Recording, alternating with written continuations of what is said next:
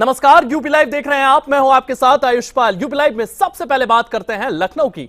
लखनऊ में युवा शक्ति राष्ट्र शक्ति समारोह का आयोजन किया गया। इस कार्यक्रम में मुख्यमंत्री योगी आदित्यनाथ मुख्य अतिथि के रूप में पहुंचे हैं। सीएम ने युवाओं और महिला मंगल दलों को प्रोत्साहन देने के लिए खेल सामग्री बांटी है। यूथ पार्लियामेंट 2025 के विजेताओं को सम्मानित किया है। साथ ही साथ सांसदों और विधायकों ने खेल स्पर्धा का भी शुभारंभ करते हुए सीएम योगी आदित्यनाथ नजर आए हैं।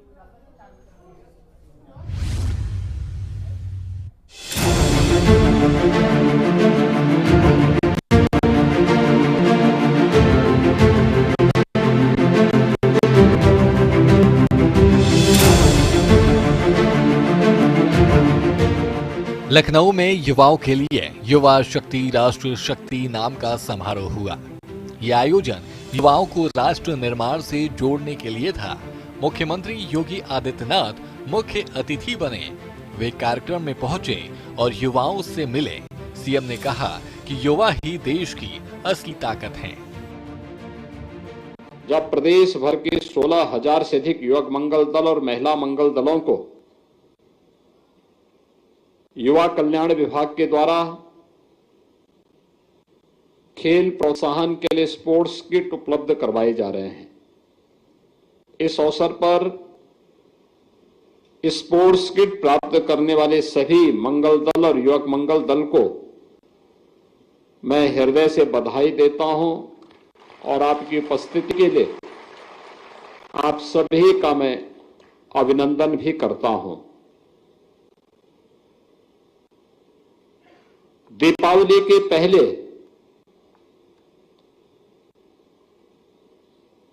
स्पोर्ट्स किट अपने आप में 16,000 महिला मंगल दल और युवक मंगल दल के लिए एक उपहार है।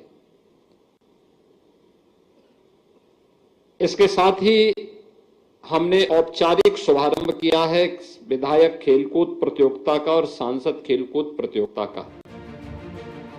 समारोह में सीएम योगी ने युवकों और महिला मंगल दलों को प्रोत्साहन दिया। उन्होंने खेल सामग्री जैसे वॉलीबॉल, बैडमिंटन किट और अन्य सामान बांटे। ये सामग्री युवाओं को खेलकूद के लिए प्रेरित करेंगी। स्तर पर संसद सांसद खेलकूद प्रतियोगिता में बदल जाएगी। इसके पीछे खेल व्यक्ति को स्वस्थ रखने का एक माध्यम है। टीम भावना के साथ कैसे हम परिणाम दे सकते हैं, ये गांव में होने वाले कार्यक्रम इसके उदाहरण होते हैं। गांव में रामलीला, इस समय सब जगह रामलीला का आयोजन हो रहे होंगे। क्या सरकार सपोर्ट करती है? क्या उसमें नहीं। गांव के लोग मिल करके आपस में कमेटी बनाते हैं, चंदा इकट्ठा करते हैं। गांव में ही कोई हनुमान बन जाता है, कोई राम बन जाता है, कोई सीता बन जाता है, कोई रावण बन जाता है, कोई बाली बन जाता है, कोई सुग्रीव बन जाता है, और सभी गांव के लोग मिलकर के अभ्यास करते हैं और बहुत अच्छी रामलीला का मंचन हो जाता है। पूरा गांव एकजुट होकर के कोई आयोजन कर सकता है। इसका उदाहरण भी प्रस्तुत कर देता है वह गांव अन्य गांवों के सामने। ऐसे ही खेलकूद की प्रतियोगिता के आयोजन को आगे बढ़ाने के पीछे स्वस्थ रहने के साथ साथ आपस में मिलकर के हम गांव के विकास में योगदान दे सकते हैं।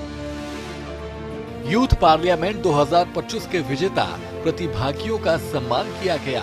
ये युवा लोकतंत्र और नीति निर्माण पर बहस में सबसे अच्छा प्रदर्शन कर चुके हैं। सीएम ने उन्हें प्रमाण पत्र और पुरस्कार दिए। ये सम्मान युवाओं में नेतृत्व की भावना जगाएगा। अनेक प्रकार की प्रतिस्पर्धाएं हो रही हैं। बहुत सारी जगह प्रारंभ भी हो चुका है, बहुत सारी जगह रजिस्ट्रेशन चल रहे हैं। सैकड़ों और हजारों नौजवानों को एक जनपद में मंच मिल जाता है खेलने का। एक स्वस्थ प्रतिस्पर्धा के साथ लोगों के मन में एक स्वस्थ प्रतिस्पर्धा आती है और स्वस्थ प्रतिस्पर्धा आगे बढ़ती है तो ये विकास को प्रोत्साहित करती है, समाज को आगे बढ़ने के लिए प्रेरणा देती है। और ये खेलकूद की प्रतियोगिता और स्पोर्ट्स किट उसमें सहयोगी बन सकते हैं। कार्यक्रम में सांसदों और विधायकों ने खेल स्पर्धाओं का शुभारंभ किया। इन स्पर्धाओं में युवा भाग लेंगे, इससे खेल भावना मजबूत होगी। सीएम ने युवाओं से अपील की कि वे खेल के जरिए स्वस्थ रहें और देश सेवा करें। सुरक्षा, सम्मान और स्वावलंबन को लेकर के मिशन शक्ति का 5वां चरण चल रहा है।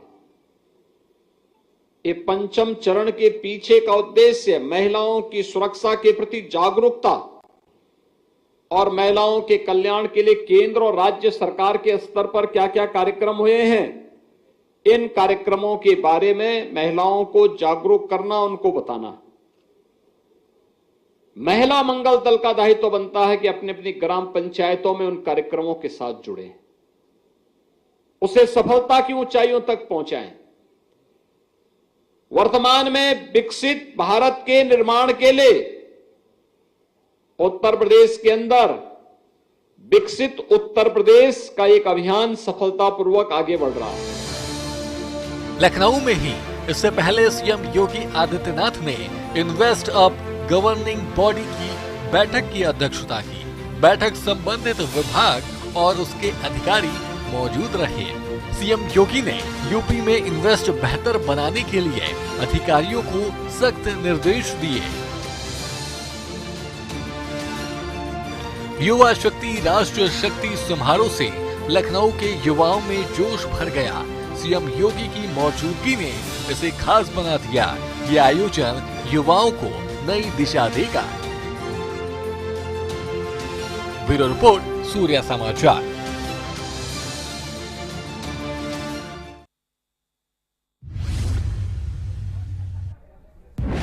अब आपको लखनऊ लिए चलते हैं। लखनऊ में सीएम योगी ने जनता दरबार लगाया है। अपने सरकारी आवास पर फरियादियों की समस्याएं सुनते हुए सीएम योगी आदित्यनाथ नजर आए हैं। फरियादियों की समस्याएं सुनकर के अधिकारियों को सख्त निर्देश दिए गए हैं। सीएम ने कहा है कि जनता की हर फरियाद का तुरंत निपटारा हो। ये जनता द्वारा आम लोगों के लिए बड़ी राहत है।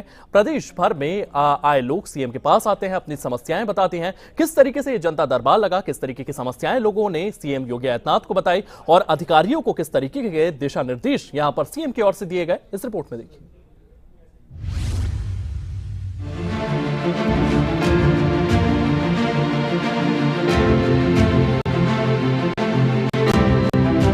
लखनऊ स्थित सीएम आवास पर सीएम योगी ने जनता दरबार लगाया। मुख्यमंत्री योगी आदित्यनाथ ने एक एक कर फरियादी से मिलकर उनकी बात सुनी। करीब 125 लोग प्रदेश के अलग अलग जिलों से पहुंचे। ज्यादातर शिकायतें जमीन विवाद, स्वास्थ्य खर्च और पारिवारिक झगड़ों की थीं। सीएम ने हर मामले पर नोट किया। सीएम ने त्वरित न्याय के लिए आला अधिकारियों को भी तलब किया। निर्देश देते हुए कहा, सभी जिलों में अफसर जनता की समस्याएं सुने। एक दिव्यांग की पेंशन रुकने की शिकायत पर तुरंत कार्रवाई हुई। सीएम ने जोर दिया कि कल्याणकारी योजनाओं का लाभ जरूरतमंदों तक पहुंचे। एक महिला ने छेड़खानी की शिकायत की तो सीएम ने तुरंत पुलिस को निर्देश दिए। एक किसान ने इलाज के लिए मदद मांगी तो स्वास्थ्य विभाग को हिदायत दी। सीएम ने कहा कि कोई फरियादी निराश न लौटे। जनता दरबार में पारदर्शिता और गति से काम हो। ये जनता दरबार योगी सरकार की छवि को मजबूत करता है। सीएम ने कहा कि जनता का दर्द हमारा दर्द है। अधिकारियों को चेतावनी दी कि लापरवाही बर्दाश्त नहीं। प्रदेश भर में ऐसे दरबार नियमित होंगे। सीएम योगी का जनता दरबार आम आदमी तक पहुंच का माध्यम है। सख्त निर्देशों से समस्याओं का समाधान तेज होगा। योगी सरकार जनता के साथ है। ब्यूरो रिपोर्ट, सूर्या समाचार। वहीं अयोध्या में श्री राम जन्मभूमि मंदिर का निर्माण अब आखिरी चरण में है।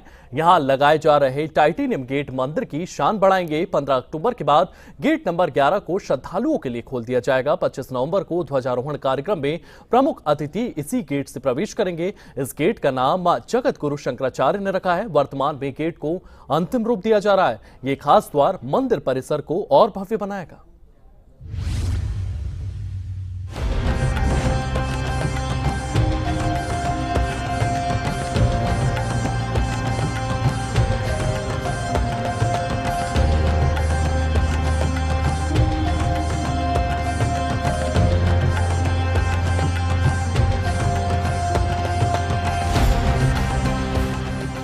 अयोध्या का राम जन्मभूमि मंदिर अब बनकर लगभग तैयार है।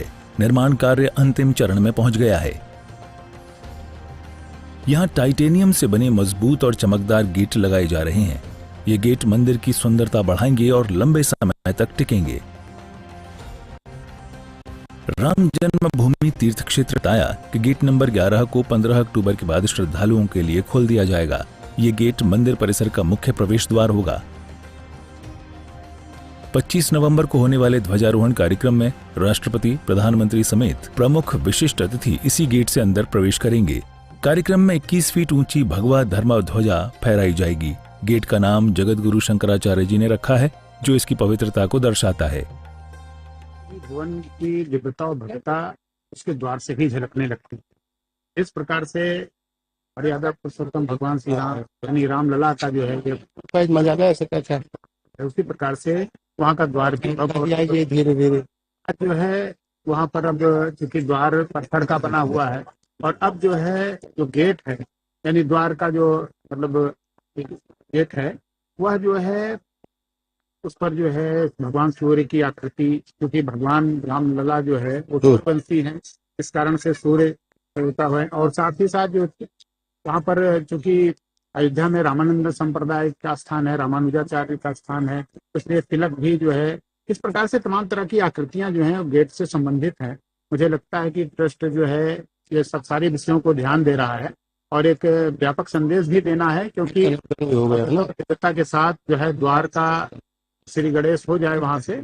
और अभी तो मुख्य द्वार जो है वह यात्री सेवा केंद्र ही है, लेकिन यह जो आवागमन का जो है उपयोग ये समय समय पर होता रहता है, क्योंकि 11 नंबर गेट से गाड़ियां भी जाती, वाहन भी जाते हैं, तमाम तरह की सामग्री जाती थी।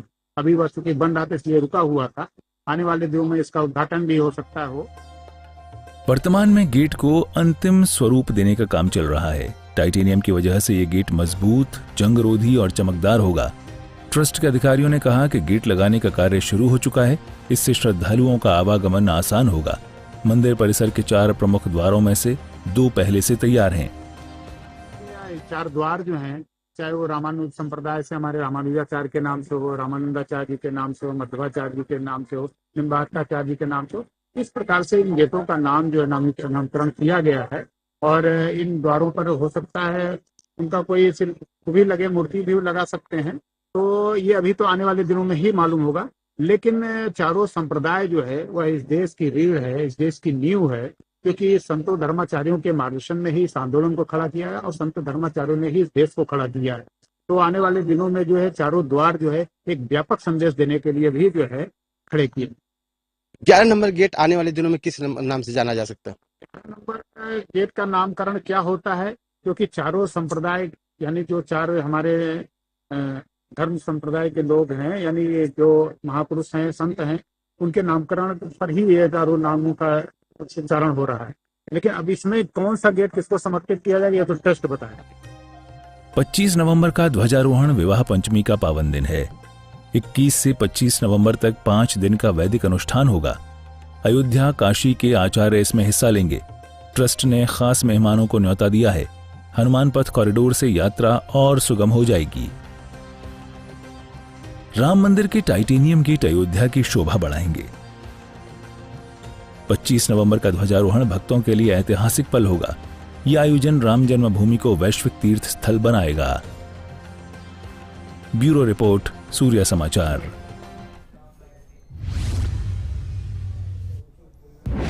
वहीं उत्तर प्रदेश के संभल में अवैध निर्माण के खिलाफ बुलडोजर एक्शन लगातार जारी है। पिछले 1 साल से प्रशासन के आदेश पर बुलडोजर और जेसीबी संचालक निडर होकर सैकड़ों अवैध ढांचों को ध्वस्त करते हुए नजर आ रहे हैं। किस तरीके से संभल में कार्रवाई देखने को मिल रही है, इस रिपोर्ट में देखिए।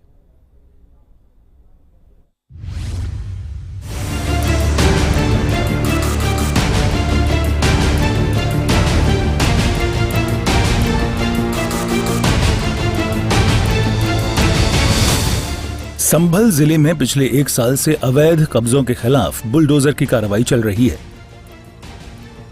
सरकारी जमीनों पर बने मैरिज हॉल, कोल्ड स्टोरेज और अन्य ढांचों को तोड़ा जा रहा है। इस अभियान में बुलडोजर और जेसीबी चालक महत्वपूर्ण भूमिका निभा रहे हैं। चालकों ने अपने अनुभव साझा किए। बुलडोजर चालक सौरभ सिरसवाल ने कहा कि सीएम योगी की सरकार में वे निडर होकर काम करते हैं।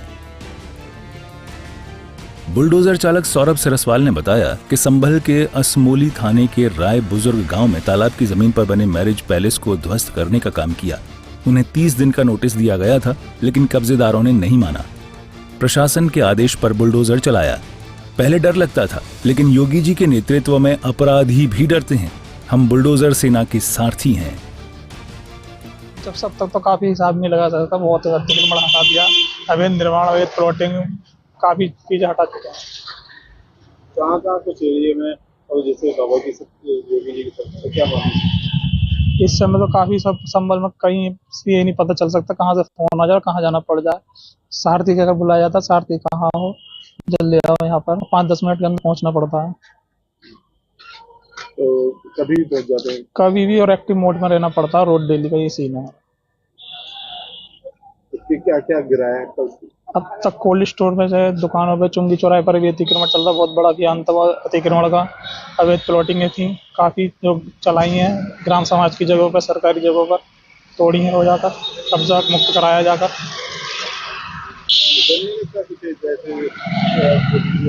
नहीं, कोई डर नहीं लगता, क्योंकि प्रशासन हमारा हमेशा साथ रहता है। इसलिए बाबा जी का प्रशासन जो साथ हमेशा रहता है हमारे साथ। तो वहीं संचालक फैजल तुर्की ने अनुभव साझा करते हुए कहा कि संभल अनूप शहर मार्ग पर 1978 दंगे के आरोपी मोहम्मद जुबैर के कोल्ड स्टोरेज पर बुलडोजर एक्शन में हिस्सा लिया।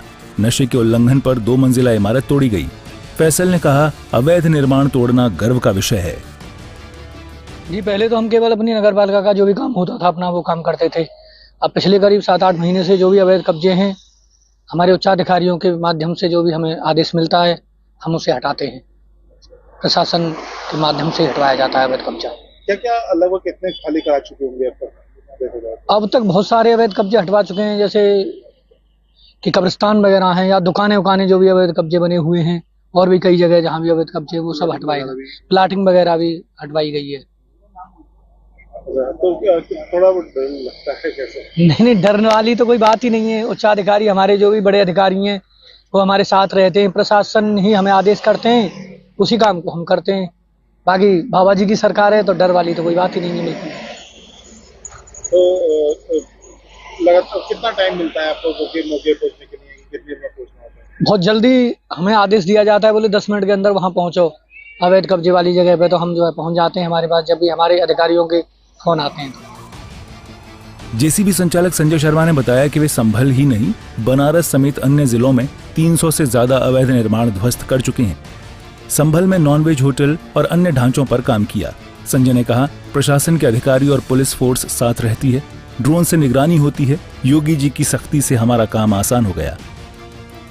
नहीं, डर कुछ भी नहीं है। पुलिस प्रशासन हमारे साथ रहता है और हमारे अधिकारी लोग हमारे साथ रहते हैं, तो हमें किसी चीज का डर नहीं है। पुलिस प्रशासन साथ रहता है तो हमें किस तरह जहाँ वो काम करवाते हैं वो काम करते हैं। साफ सफाई में भी रहते हैं। नहीं, हमें कोई आपत्ति नहीं होती है। अधिकारी पुलिस प्रशासन हमारे साथ रहता है तो हमें किसी चीज के वो नहीं है, डर नहीं है किसी भी व्यक्ति से। और नहीं, कोई हमसे कुछ कहता भी नहीं है, कोई हमसे बोलता भी नहीं। जी, काफी टाइम से खाली हो रही है। योगी सरकार की वजह से खाली कराई? जी। नहीं, हमें कोई डर नहीं लगता है। बस योगी सरकार है ये, ताकि जहाँ कहीं भी भेजते हैं वो इलीगल जगह पर जो जगह वैसी होती है उसको खाली करवाते हैं, और अधिकारी लोग हमारे साथ रहते हैं, हमसे कोई बोलते नहीं। बाकी जो भी है, जिस तरीके की बात करते हैं वो अधिकारी लोग बात करते हैं, हमें तो बस खाली गिराने का काम मिलता है। संभल में बुलडोजर एक्शन भूमाफिया पर लगाम कस रहा है। चालकों के अनुभव से साफ है कि सीएम योगी की नीति अपराधियों में खौफ पैदा कर रही है। ये अभियान जारी रहेगा। ब्यूरो रिपोर्ट, सूर्या समाचार।